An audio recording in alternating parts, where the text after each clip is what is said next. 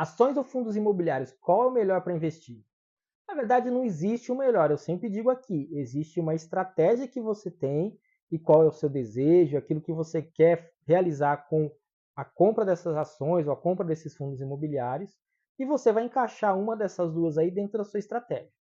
Se você tiver uma estratégia que é de médio prazo, no geral você vai tender para comprar mais fundos imobiliários. Ele tem uma menor oscilação no pagamento de dividendos, então aquilo que você recebe normalmente é sempre a mesma coisa. Eles têm pagamentos mensais de dividendos, então todo mês está entrando dinheiro no seu caixa que você pode usar ou reinvestir. E ele é mais fácil de entender. Lembra dos princípios lá do Warren Buffett. Uma empresa simples e compreensível. Normalmente um fundo imobiliário não tem uma visão de longo prazo, é de médio prazo mesmo. Ela está enxergando daqui 5, 6, 7 anos. E aí a gente não sabe se daqui 5, 6, 7 anos esse fundo vai continuar existindo. Um outro motivo também porque ele é de médio prazo é porque 95% do que um fundo ganha, ele repassa aos seus cotistas, ou seja, sobra 5% para um reinvestimento. E aí a gente tem duas situações. Ou ele demora muito para adquirir caixa e reinvestir esse dinheiro, ou então ele tem que aumentar o número de cotas, ou seja, fazer uma nova emissão de cotas para conseguir dinheiro para fazer um investimento maior.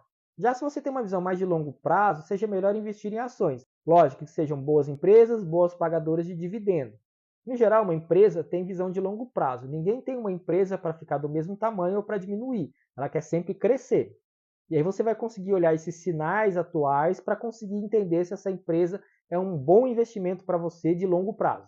Como eu disse, uma empresa ela tem uma visão de longo prazo, então ela sempre busca ter mais lucros e, consequentemente, com mais lucros, o preço da ação também aumenta. Ou seja, você ganha das duas formas, recebendo dividendos e com o preço das ações. Só que aí tem um detalhe, você vai ter que se organizar melhor se você quiser usar esses dividendos para alguma coisa. Porque normalmente uma ação não paga dividendos mensais, no geral ela paga trimestral. E esse pagamento nem sempre é muito alto.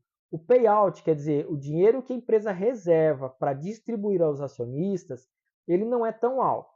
Mas isso não é tão ruim. Por quê? Porque esse dinheiro fica em caixa que vira patrimônio líquido, ou então ele é reinvestido para a empresa ter mais lucro. Consequentemente, você vai receber mais dinheiro de dividendos, mesmo que ele mantenha esse payout aí na faixa de 25, 50%.